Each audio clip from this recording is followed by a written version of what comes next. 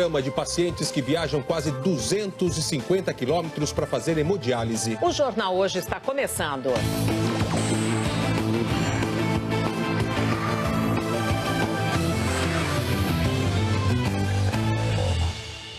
A gente começa o jornal e a semana com notícias de Brasília. A Polícia Federal aceitou um pedido da defesa do ex-assessor do presidente Michel Temer, Rodrigo Rocha Loures, e adiou a transferência dele da superintendência da PF para o presídio da Papuda, que também fica no Distrito Federal. Bom, com essa decisão, o tão aguardado depoimento do ex-deputado federal também foi adiado. E a gente vai conversar então com a Camila Bonfim, que está lá em frente à Polícia Federal de Brasília e acompanha tudo. Boa tarde, Camila. Oi, Sandra, boa tarde para você, para o Evaristo e para todos. Olha, no depoimento que deve ocorrer até quarta-feira, Rodrigo Rocha Loures deve ficar em silêncio, seguindo a orientação dos advogados. E a pedido da defesa, a transferência dele para o presídio da Papuda ficou para a próxima quarta-feira. Esse complexo penitenciário fica a cerca de 30 quilômetros do centro de Brasília. E lá ele vai ficar na chamada ala de vulneráveis, que foi construída na época do mensalão. Lá está, por exemplo, o doleiro Lúcio Funaro, que já é investigado na Lava Jato. O Joesley Batista, o empresário, dono da JBS, contou na delação que pagava uma mesada para Lúcio Funaro ficar em silêncio. E olha, a defesa do ex-deputado e ex-assessor do presidente Michel Temer, Rodrigo Rocha Loures, diz que mesmo com essa previsão de que ele possa ir para um presídio, continua a orientação de que não faça delação premiada. Hoje, o advogado César Bittencourt vai entrar com pedido de liberdade no Supremo. A defesa vai argumentar que Rodrigo Rocha Loures não representa risco à investigação se for solto. Na decisão que mandou prendê-lo, o relator da Lava Jato, o ministro Luiz Edson Fachin, afirmou que Loures é um político com influência no cenário nacional. Até pouco tempo, deputado federal e assessor do presidente Michel Temer, além de pessoa de sua mais estrita confiança. E que revelam-se insuficientes para a neutralização de suas ações, medidas diversas da prisão. Segundo o ministro, há também indícios de que o ex-assessor de Temer estava tentando atrapalhar as investigações. Por isso, mantê-lo em liberdade é colocar em risco a apuração completa dos fatos. O advogado de Loures contesta a prisão. Desnecessária a prisão, não foi demonstrada esta necessidade. Ele não é mais deputado, ele não é mais assessor do presidente, ele não tem mais o espaço, as circunstâncias que ele tinha. Ele não oferece risco nenhum. O ex-deputado foi flagrado recebendo R$500 mil em uma mala. Propina, segundo delatores da JBS. O dinheiro seria a primeira parcela de uma propina que seria paga ao longo de 20 anos, segundo as investigações. Uma espécie de aposentadoria para o presidente Michel Temer e Rocha Loures, dizem os delatores. Em troca, os empresários queriam ajuda junto ao CAD, Conselho Administrativo de Defesa Econômica, em contratos envolvendo gás importado da Bolívia. Ele também foi apontado pelo empresário Joesley Batista como nome indicado por Temer para cuidar dos assuntos da empresa junto ao governo. Loures está sozinho numa cela de 9 metros quadrados, com beliche e uma cama apenas. O local não tem TV, pia, chuveiro nem janelas. Na superintendência, ele não tem direito a banho de sol. É uma cela de passagem, para ficar por pouco tempo. Na prisão, Loures ainda não recebeu a visita da família. Foi um pedido dele para evitar exposição. E também uma recomendação dos advogados. A Secretaria de Comunicação da Presidência da República disse por nota que o presidente Michel Temer nunca autorizou ninguém a fazer qualquer negociação ou manter qualquer conversa escusa com quem quer que seja. Diz também que o presidente Temer jamais recebeu recursos ilícitos e que foi Rocha Loures quem ficou com o dinheiro e devolveu às autoridades em sua totalidade. A mesma nota diz que o CAD não decidiu favoravelmente a termoelétrica EPE-JBS, que não houve qualquer ato de ofício em favorecimento da JBS no governo Temer. Pelo contrário, só houve negativas à empresa. O CAD disse também por nota que não houve qualquer parecer ou decisão do Conselho a respeito do tema sugerido pelos delatores da JBS. A defesa de Lúcio Funaro não quis comentar. Nas últimas horas, o presidente Michel Temer intensificou as reuniões com aliados. Amanhã à noite, o Tribunal Superior Eleitoral vai começar a julgar a chapa em que ele foi eleito com Dilma Rousseff em 2014. Nós voltamos a Brasília agora para falar com Délis Ortiz, que está acompanhando as notícias do Planalto. Boa tarde, Délis. Boa tarde, Sandra, Evaristo, boa tarde a todos. Não tem hora, não tem dia, o tempo todo é de articulação para o presidente Michel Temer. E ele tem feito reuniões permanentes com os ministros aqui do Palácio. Gabinete de Segurança Institucional, Casa Civil, Secretarias-Geral e de Governo. É uma espécie de gabinete de crise, incluindo aí também o ministro da Justiça, Torquato Jardim. E Temer tem recebido avaliações sobre o quadro jurídico que enfrenta esta semana. Um dos advogados dele, Gustavo Guedes, está aqui no Planalto e deverá permanecer por aqui durante todo o dia para tentar desqualificar as denúncias contra o presidente. A estratégia da defesa é levantar suspeitas sobre a atuação do Procurador-Geral da República, Rodrigo Janot. O argumento é que ele estaria criando fatos negativos contra o presidente para tentar influenciar no julgamento do TSE, que será retomado amanhã à noite. Bom, até sexta-feira, o Planalto estava um pouco mais confiante, se mostrava pelo menos mais confiante. Mas isso mudou depois da prisão do ex-assessor especial da presidência e amigo de Temer, Rodrigo Rocha Loures. Mas Temer vai tocando a agenda política. Agora há pouco, ele assinou decretos em comemoração ao Dia Mundial do Meio Ambiente. Um dos decretos é o que regulamenta o Acordo de Paris para mudanças climáticas. E esse acordo já tinha sido ratificado no ano passado. Agora, com a assinatura do decreto, ele passa a ser lei brasileira, com cumprimento obrigatório em todo o país. Sandra. Ok, muito obrigada pelas suas informações. Em São Paulo, manifestantes participaram ontem de um ato contra o presidente Michel Temer. O protesto foi organizado por artistas e produtores culturais. Foram 7 horas de shows e discursos pedindo a saída do presidente Michel Temer e a convocação de eleições diretas. Mas para isso, precisaria haver uma mudança na Constituição, já que o artigo 81 prevê a realização de eleições indiretas se a presidência e a vice-presidência ficarem vagas depois da metade do mandato da chapa eleita diretamente. A organização do protesto disse que 100 mil pessoas compareceram ao Largo da Batata. A Guarda Civil Metropolitana contou 10 mil pessoas. A Polícia Militar não divulgou o número de participantes. Hoje estão sendo ouvidas 4 testemunhas de acusação em uma das ações na qual o ex-presidente Lula é réu.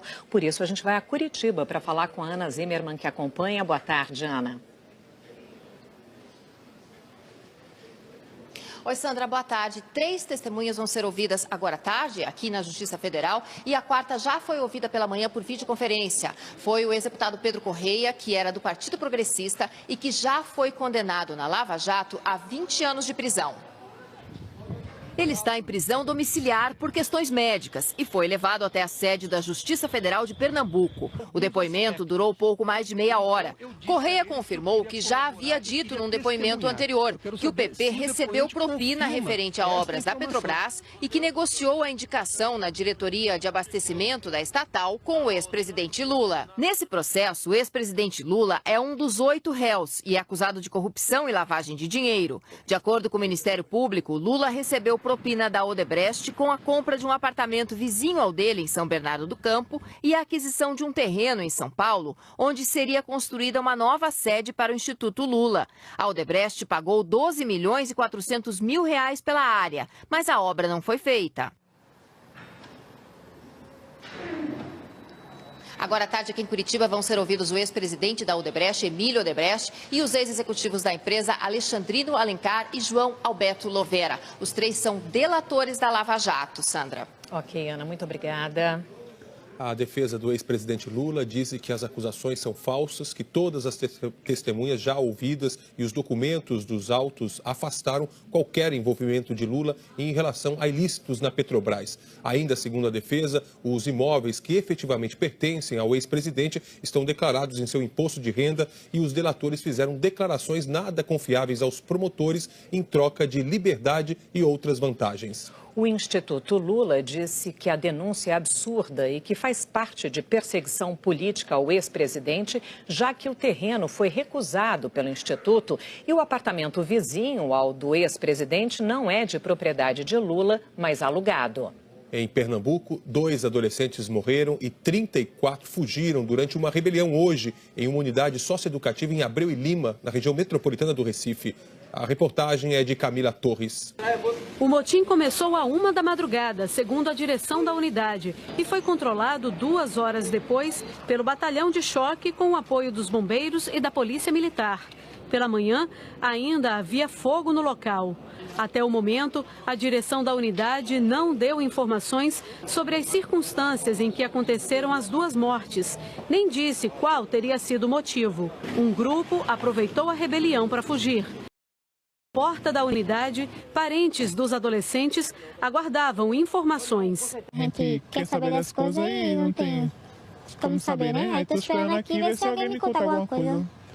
Quando sair de lá, né? Aqui é a parte de trás da unidade, com muito mato, como a gente pode ver. Os internos fugiram por esse buraco feito no muro, bem perto da guarita de segurança, que tem câmera de monitoramento.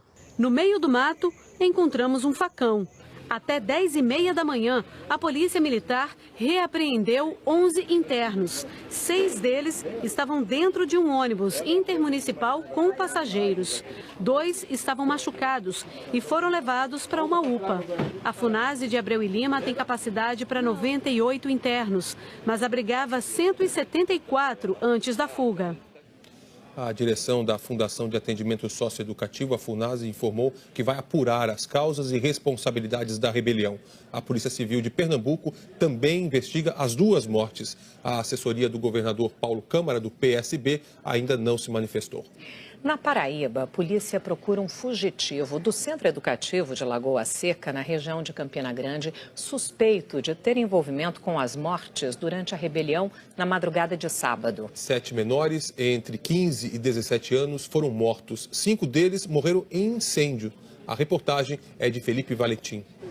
Alguns portões do Centro Educativo Lar do Garoto, em Lagoa Seca, na Paraíba, ainda estão com as marcas do fogo. De acordo com a direção, dos 25 quartos que existem na unidade, 7 ficaram parcialmente destruídos após a rebelião.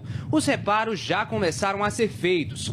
Na madrugada do sábado, os jovens atearam fogo em colchões imóveis, quando agentes tentaram impedir a fuga dos adolescentes. 2 policiais militares e 8 agentes desarmados faziam a segurança do local.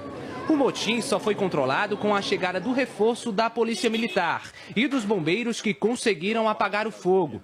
Foi uma ação muito violenta, tá certo? Muito violenta. Então, assim, não tem um motivo diretamente ligado.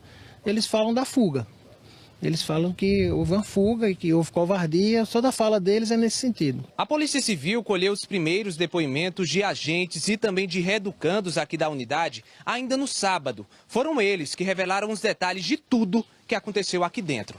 Eles tiveram a oportunidade de fugir, só que eles pensavam o quê? Vamos matar os desafetos e depois fugir. Só que aí não deu tempo, porque rapidamente a polícia militar chegou no local. 2 dos 7 menores foram mortos no pátio da unidade. As outras mortes ocorreram no único quarto. E nesse local onde o fogo foi ateado, eles não abriram os cadeados e essas vítimas ficaram tentando sair e não conseguiram e morreram carbonizadas no interior dessa cela. O centro educativo tem capacidade para 90 internos, mas abriga mais de 200. A OAB já tinha cobrado providências para tentar reduzir a superlotação no centro educativo. Existem outras medidas como a liberdade assistida, cursos patrocinados pelo próprio Estado ou pelas varas da infância e da juventude, não é, para que esses menores sejam acompanhados por psicólogos, por assistentes sociais, por uma gama de profissionais que podem, sim, tentar, de fato, ressocializar esses infratores. A assessoria do governador Ricardo Coutinho, do PSB, disse em nota que vai tomar todas as providências para apurar o caso e vai punir os responsáveis por eventuais omissões, negligências ou excessos. Bom, nós temos mostrado aqui no Jornal Hoje, com muita frequência, a dificuldade que milhares de brasileiros enfrentam quase todos os dias para conseguir tratamento de saúde. A reportagem do Alex Barbosa, de São Luís, vai mostrar agora a rotina de alguns desses pacientes. São viagens de até 10 horas para chegar a um hospital e conseguir fazer hemodiálise. pouco depois das 4 da madrugada e já tem casa de luz acesa. É o seu Pedro, prestes a começar mais um dia de uma jornada cansativa que já dura 5 anos. Estou arrumado aqui esperando. Ele é um dos primeiros a entrar na van que leva os pacientes de Chapadinha para fazerem hemodiálise em São Luís. Um trajeto de 5 horas para ir e 5 para voltar. Nesse mesmo horário já tem gente embarcando para uma jornada parecida e também sofrida demais. Esses são pacientes de Pinheiro, que fica a 3 horas de São Luís. Você não descansa nada, no dia seguinte já tem que voltar novamente. É uma maratona mesmo, mas a gente tem que lutar pela vida. Enquanto isso, a viagem dos pacientes de Chapadinha segue. Os pacientes já debilitados sacolejam por trechos esburacados da BR-135. Os pacientes de Pinheiro têm pela frente uma viagem de 1h30 de ferryboat para chegar à capital. Eles não descem do ônibus porque muitos têm dificuldade de locomoção e precisam ficar no veículo com o ar-condicionado desligado o tempo todo. Na chegada a São Luís, todos já estão desgastados, mas sabem que o dia está só começando. Como é que tá? Cansativo? Fadado um pouco. Mais uma vez? Mais uma vez. Se a gente já vem cansado, a gente chega pior ainda, né? Então é muito difícil. 5 horas de viagem, né? Cansado. Aqui, eles se juntam a pacientes como o seu Arnaldo, em situação ainda mais difícil. Na cidade onde ele mora, Cururupu, a van não vai buscar em casa. Sai de casa às 2 da madrugada e volta quase meia-noite. Oh, senhor, eu fico aborrecidinho. Bem aborrecido.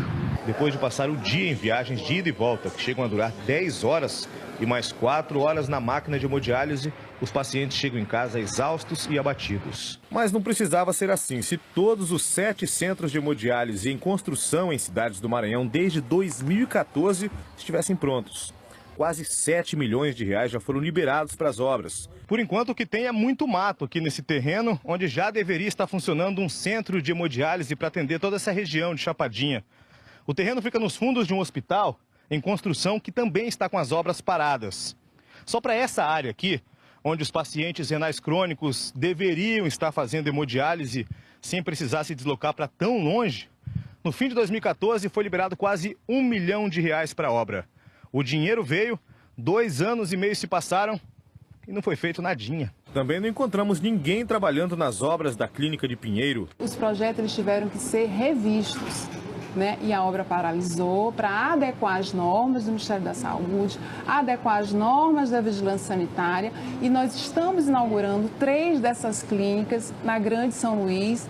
Até o final do ano, vamos ofertar 111 novas vagas. A dor que os pacientes têm de fazer esse transporte para locais longe, para fazer essa diálise, é uma dor que a gente sente também.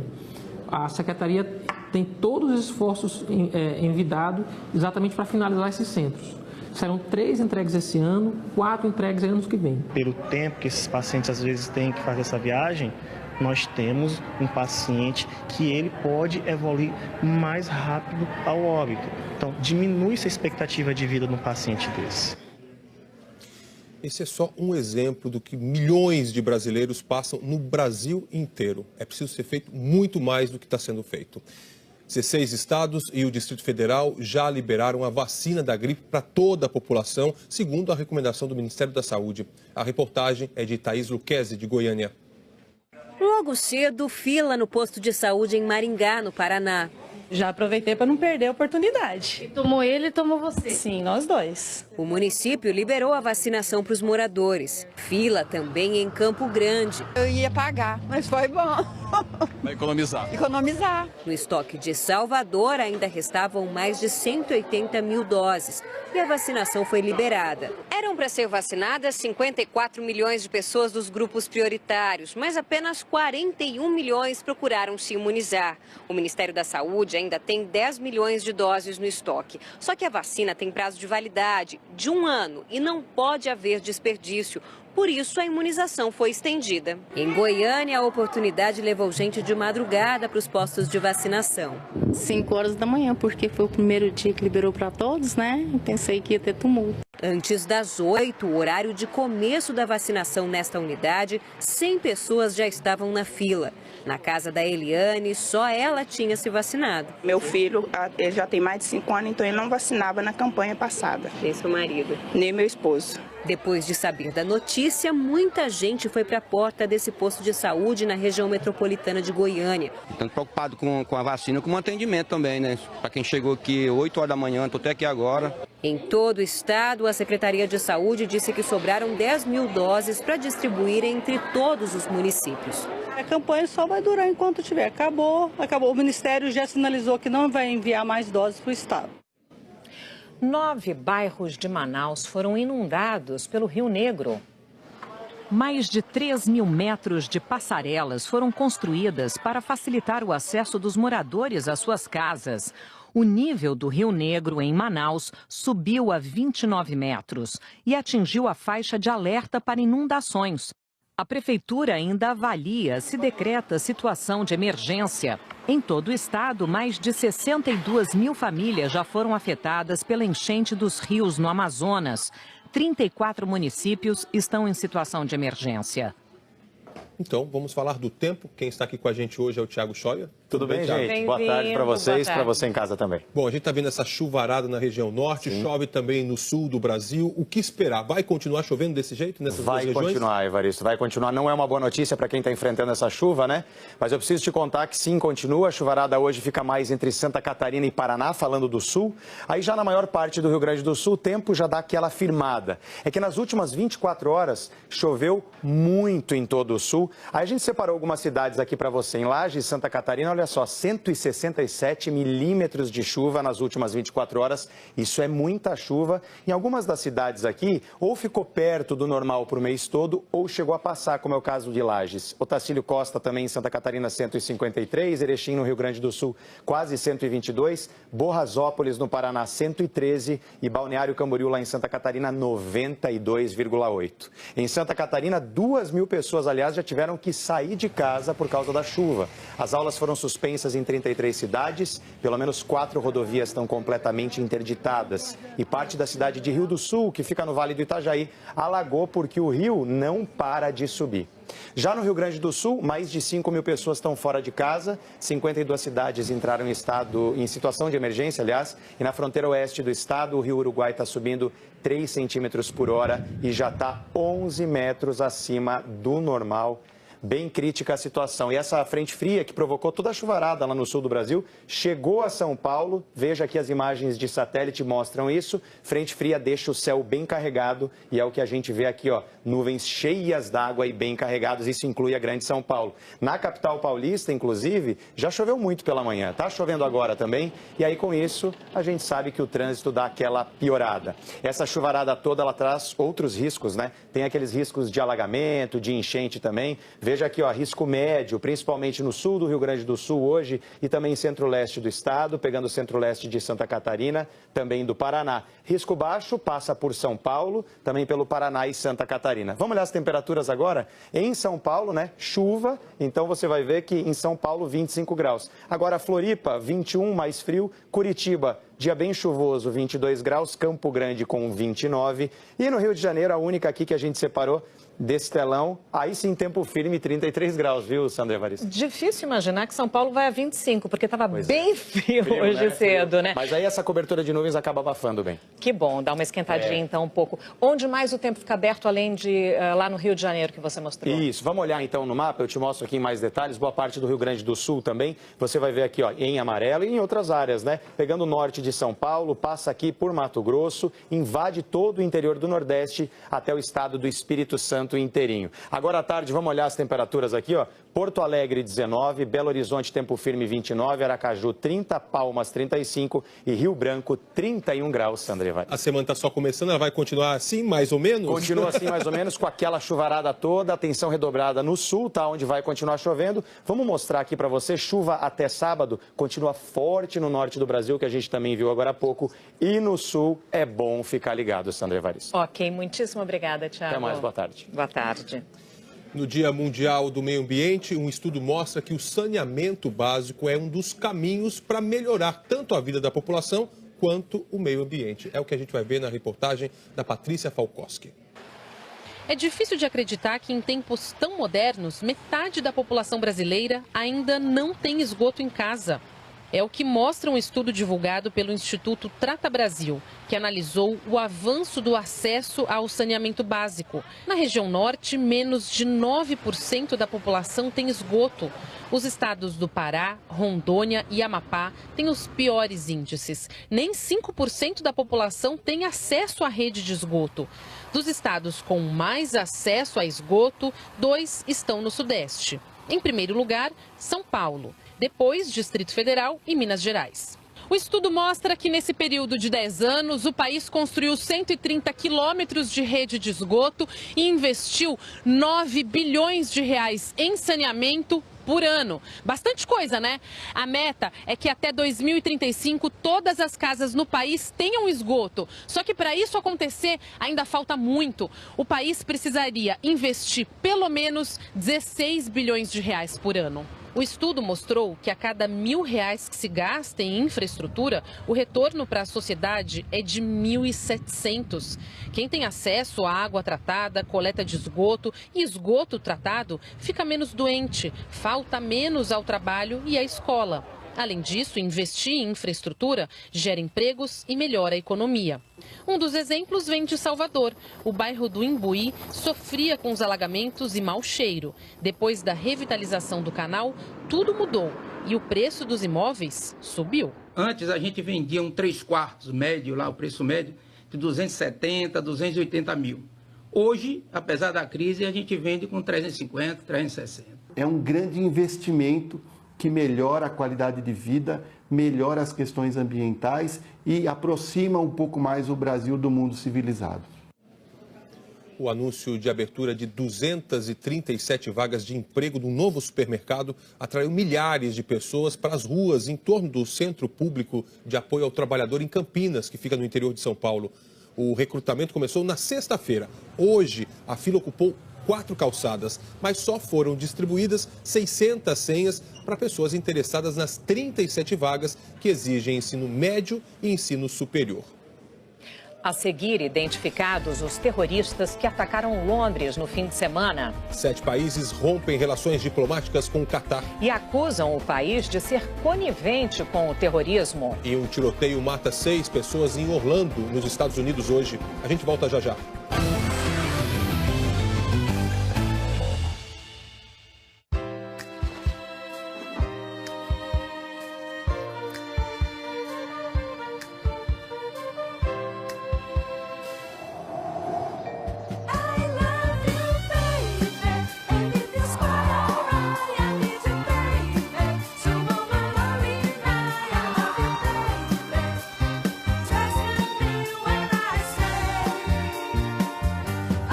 Deixe o café Três Corações apaixonar você. Como mudar o rumo da educação no país? Como transformar a realidade do jeito certo? Ouvindo as pessoas. Buscando o interesse da maioria. É o que o Ministério da Educação está fazendo para transformar a educação. Ouvindo pais, alunos e professores, criou um novo ensino médio, que já tem a aprovação de 72% dos brasileiros. E que nos dá o direito de escolher nosso futuro. E mudou o Enem também. Por meio de uma consulta pública com mais de 600 mil participações, os estudantes decidiram. Acabou o sufoco. Agora as provas serão em 2 domingos. E o ensino básico vai ganhar uma base nacional comum curricular. A base define os conteúdos básicos que os alunos precisam aprender na escola. E foi construída com intensa participação da sociedade. Mais de 12 milhões de contribuições. É assim que garantiremos o direito de aprendizagem da atual e das futuras gerações. É o começo de uma grande mudança na educação. Ministério da Educação, Governo Federal. Segunda-feira chegou e sente só o que vem por aí. Bruna Marquezine faz revelações surpreendentes. No dia do último capítulo de Rock Story, o elenco se despede nos bastidores. E tem também uma saideira do jeitinho que a gente gosta, com muito falha nossa. E vamos assistir de camarote o show de Wesley Safadão na festa de Juliana Paz em A Força do Querer. Tudo isso ao vivo, depois do Jornal Hoje.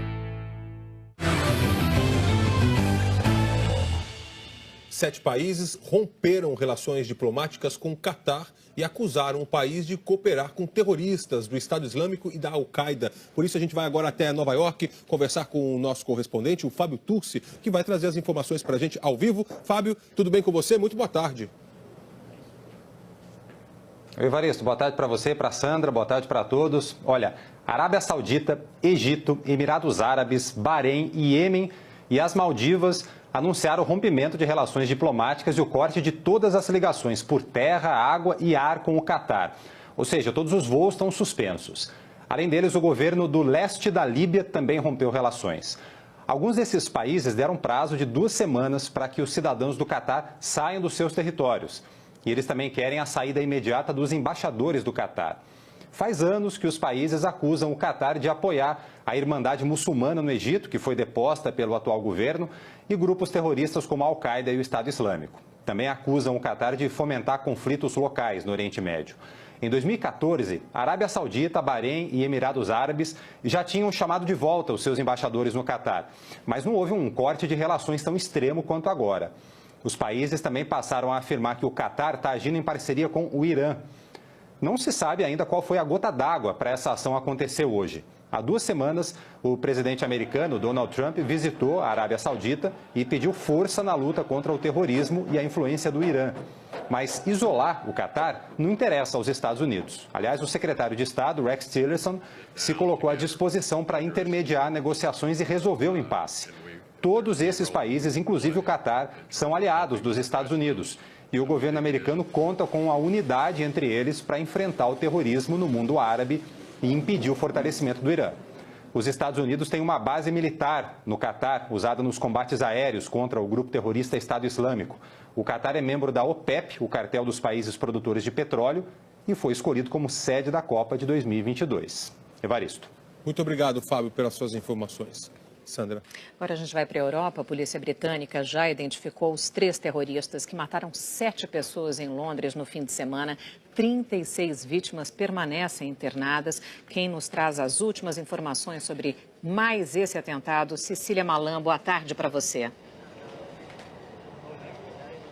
Boa tarde, Sandra. Boa tarde a todos. Acabamos de receber a última atualização sobre o número de feridos. 18 pessoas permanecem em estado crítico, 3 a menos do que ontem à noite. Só para situar rapidamente onde a gente está, aqui atrás de mim, a London Bridge, reaberta parcialmente hoje. Dá para ver a grande movimentação de pedestres e ciclistas. Aqui do meu lado, flores sendo deixadas a cada instante em homenagem, claro, às vítimas. E logo ali o reforço policial que mantém o cerco ao Borough Market, que permanece fechado ao público para o trabalho dos peritos. Os nomes, como você disse, dos terroristas já são conhecidos pela polícia e podem ser divulgados a qualquer momento. Apesar do Estado Islâmico ter assumido a autoria do atentado, a Scotland Yard, polícia aqui de Londres, disse que tanto esse ataque como os outros que o Reino Unido sofreu nos últimos meses tiveram origem doméstica, ou seja, foram planejados em solo britânico. Nesse primeiro dia útil depois do ataque, os londrinos enfrentam a difícil missão de retomar a rotina. A inquietação está no ar. A resistência e a união também. No caminho para o trabalho, muitos londrinos fizeram questão de parar. Para uma reflexão, um gesto de solidariedade. Mas vai demorar para tirar as imagens do ataque de sábado da cabeça.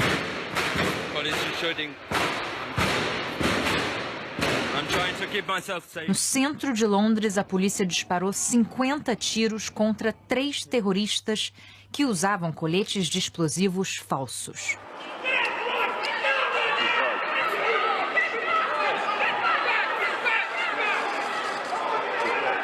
A London Bridge, onde começou o ataque com o atropelamento de pedestres, foi parcialmente reaberta hoje cedo. Outras pontes da cidade, como a Westminster Bridge, amanheceram com barricadas de concreto nas calçadas. No Borough Market, o mercado invadido pelos assassinos para esfaquear pessoas, peritos continuam o delicado trabalho de coletar provas. Algumas ruas ainda estão fechadas ao público. A polícia fez novas buscas em endereços que podem estar relacionados aos terroristas. 12 pessoas foram detidas no fim de semana, uma já foi liberada. A comissária da Scotland Yard disse que precisa de mais agentes fazendo rondas. A primeira-ministra está sob pressão porque foi uma das responsáveis no governo anterior por cortes de verbas para a polícia. O Partido Conservador de Theresa May está caindo nas pesquisas e pode perder a maioria no parlamento na eleição geral desta quinta-feira. Hoje, ela voltou a elogiar a eficiência da polícia e disse que a política de atirar para matar em situações extremas salvou muitas vidas. Entre as 7 vítimas que não sobreviveram ao ataque de sábado, a primeira identificada foi a canadense Christine Archibald, de 30 anos. Ela trabalhou em um abrigo para moradores de rua e havia se mudado para Londres com o noivo. A família pediu para que, em nome de Christine, as pessoas doem tempo a instituições de caridade. No norte da Inglaterra, o domingo foi de música contra o terror. 2 semanas após o atentado que matou 22 pessoas, Ariana Grande voltou a Manchester e reuniu 50 mil pessoas num show beneficente. Desta vez, a cantora americana dividiu o palco com outros nomes da música pop mundial: Justin Bieber,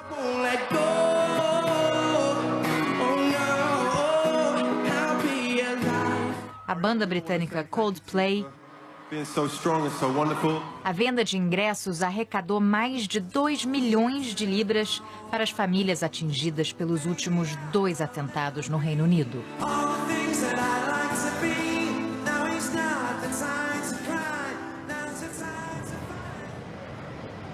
E começa logo mais uma vigília aqui perto do local do atentado. O prefeito de Londres, Sadiq Khan, vai participar, assim como líderes religiosos, parentes e amigos das vítimas. Ontem à noite, em Berlim, o portão de Brandemburgo recebeu uma projeção da bandeira do Reino Unido.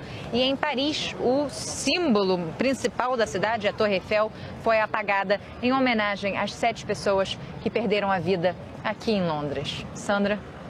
Ok, Cecília, muito obrigada pelas suas informações e atualizações. Bom trabalho. 6 pessoas morreram hoje de manhã em um tiroteio em uma empresa próxima a Orlando, nos Estados Unidos. Segundo a polícia, um ex-funcionário da empresa, de 45 anos, atirou em várias pessoas. 5 pessoas morreram. Logo depois, ele se suicidou. Autoridades afirmaram que o homem não tem ligação com grupos terroristas. A situação já está controlada, os motivos ainda estão sendo investigados. A seguir, os 50 anos da Guerra dos 6 Dias. O conflito que até hoje é determinante para os planos de paz entre árabes e israelenses. A gente volta já.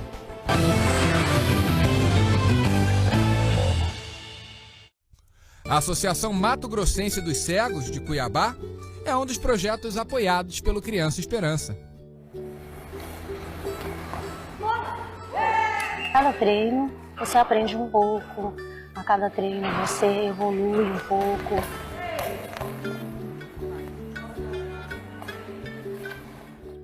Esse esporte em si me ajudou muito. Em termos de saúde, equilíbrio, assim, você ter uma certa estratégia, pensar um pouco, ou vou ser mais ágil, ou vou ter que defender. Esse é um esporte que requer paciência também, porque nem tudo que você quer você vai conseguir de imediato ou agora. Então é necessário paciência, persistência, persistir sempre, continuar tentando, juntamente com a esperança. Criança Esperança, uma parceria Globo e Unesco, uma campanha de milhões de brasileiros. Apoie o Café Três Corações, deixe o sabor apaixonar você. Você não se arrependeu de ter deixado o Caio? Por quê? Ele se arrependeu? Quem caiu fora foi você, não foi ele, né? Eu não sabia que você tinha namorado o Caio. Nossa... Tem tanto tempo isso. E não sabia também que tinha sido tão sério, que vocês iam se casar.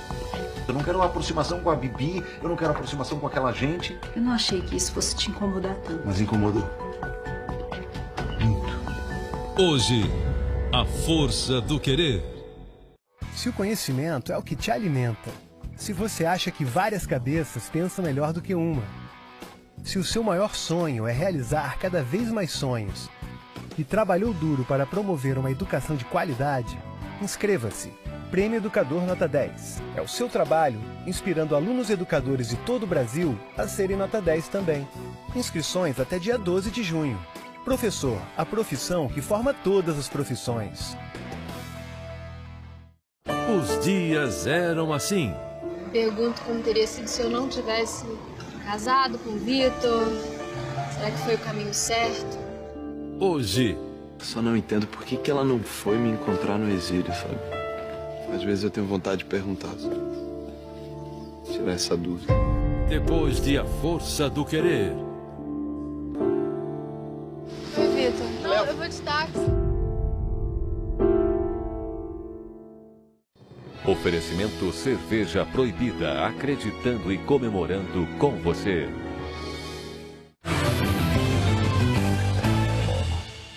Hoje completa 50 anos da Guerra dos 6 Dias entre Israel e países árabes. Documentos históricos divulgados hoje pelo Woodrow Wilson Center revelam que Israel tinha o plano de explodir um artefato nuclear na península do Sinai, no Egito.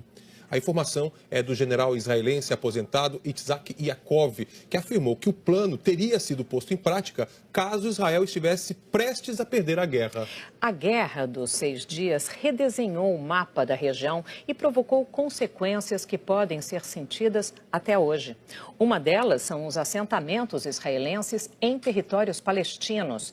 A nossa editora de internacional, Bettina Anton, visitou a Cisjordânia e conta por que alguns israelenses preferem viver lá. Em apenas 6 dias, Israel derrotou o Egito, a Síria e a Jordânia e aumentou em 3 vezes o território com a conquista das colinas de Golã, a faixa de Gaza, a Península do Sinai, Jerusalém Oriental e a Cisjordânia. As consequências dessa guerra mudaram a vida na região e interferem nos planos de paz até hoje. Um lugar bonito, cheio de montanhas, cenário de várias histórias da Bíblia. Essa é a Cisjordânia, um território palestino que foi ocupado por Israel na Guerra dos 6 Dias. Aqui será parte do futuro Estado palestino, caso se chegue a um acordo. Mas há meio século, israelenses vêm construindo pequenas vilas e cidades nesse espaço. Os assentamentos israelenses são considerados um dos principais entraves para a paz, porque impedem que os palestinos tenham um território contínuo.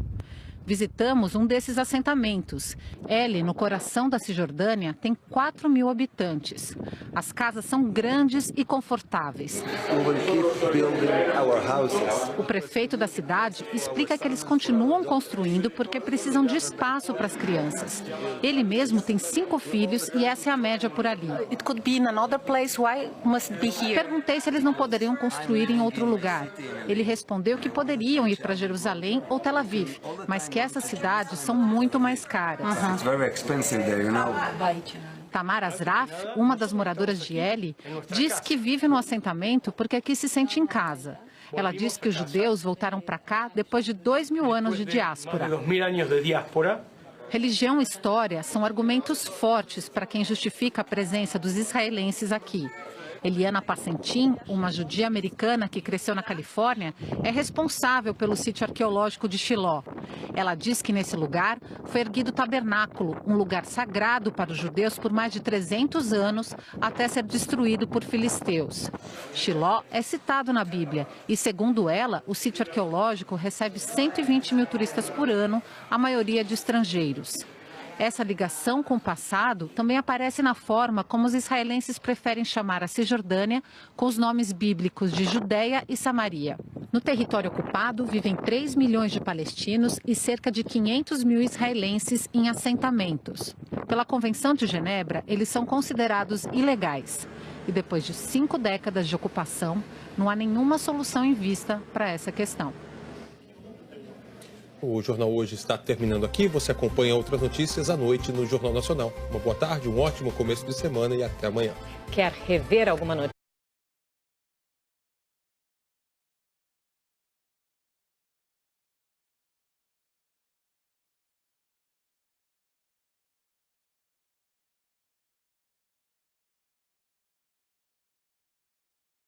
Gama de pacientes que viajam quase 250 quilômetros para fazer hemodiálise. O Jornal Hoje está começando.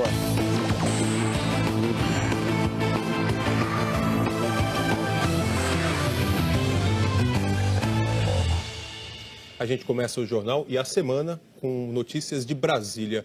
A Polícia Federal aceitou um pedido da defesa do ex-assessor do presidente Michel Temer, Rodrigo Rocha Loures, e adiou a transferência dele da superintendência da PF para o presídio da Papuda, que também fica no Distrito Federal. Bom, com essa decisão, o tão aguardado depoimento do ex-deputado federal também foi adiado. E a gente vai conversar então com a Camila Bonfim, que está lá em frente à Polícia Federal de Brasília e acompanha tudo. Boa tarde, Camila. Oi, Sandra, boa tarde para você, para o Evaristo e para todos. Olha, no depoimento que deve ocorrer até quarta-feira, Rodrigo Rocha Loures deve ficar em silêncio, seguindo a orientação dos advogados. E a pedido da defesa, a transferência dele para o presídio da Papuda ficou para a próxima quarta-feira. Esse complexo penitenciário fica a cerca de 30 quilômetros do centro de Brasília. E lá ele vai ficar na chamada ala de vulneráveis, que foi construída na época do mensalão. Lá está, por exemplo, o doleiro Lúcio Funaro, que já é investigado na Lava Jato. O Joesley Batista, o empresário, dono da JBS, contou na delação que pagava uma mesada para Lúcio Funaro ficar em silêncio. E olha, a defesa do ex-deputado e ex-assessor do presidente Michel Temer, Rodrigo Rocha Loures, diz que mesmo com essa previsão de que ele possa ir para um presídio, continua a orientação de que não faça delação premiada. Hoje, o advogado César Bittencourt vai entrar com pedido de liberdade no Supremo.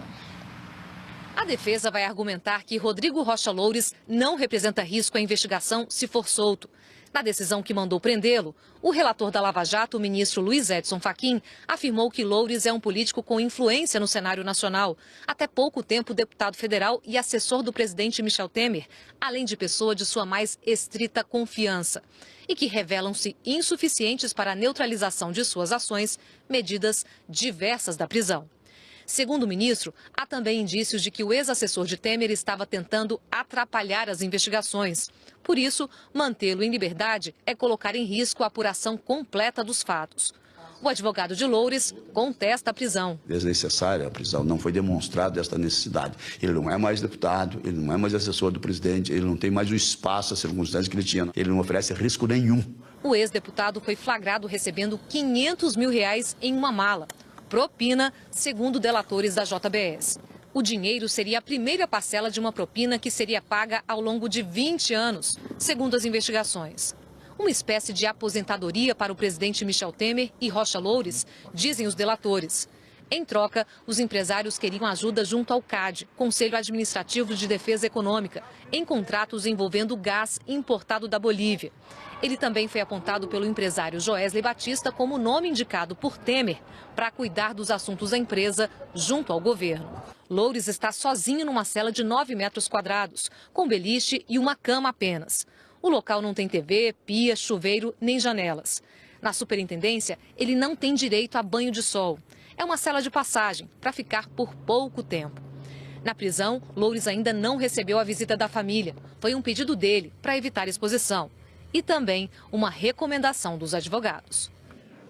A Secretaria de Comunicação da Presidência da República disse por nota que o presidente Michel Temer nunca autorizou ninguém a fazer qualquer negociação ou manter qualquer conversa escusa com quem quer que seja. Diz também que o presidente Temer jamais recebeu recursos ilícitos e que foi Rocha Loures quem ficou com o dinheiro e devolveu às autoridades em sua totalidade. A mesma nota